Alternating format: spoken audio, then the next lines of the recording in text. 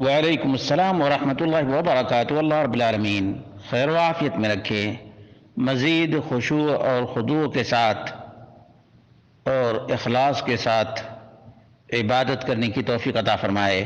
سوال یہ تھا کہ کئی دنوں سے کوشش کے باوجود بھی ذہن میں وسوسہ آتا ہے کہ فلاں آدمی دیکھ رہا ہے، تو عجیب قسم کی کیفیت ہو رہی ہے، تو اس کو کیسے دور کیا جائے؟ اس کا جواب یہ ہے کہ جو دعائیں پڑھی جاتی ہیں ان کے معانی پر غور کرنا چاہیے، نمبر ایک۔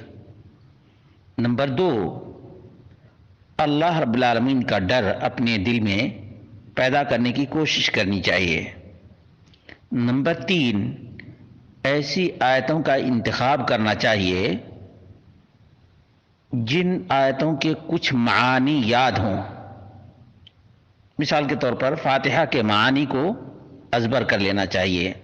اسی طرح سے جو چھوٹی چھوٹی صورتیں ہیں ان کے معانی اور مفہوم کو بھی اچھی طرح سے ازبر کر لینا چاہیے۔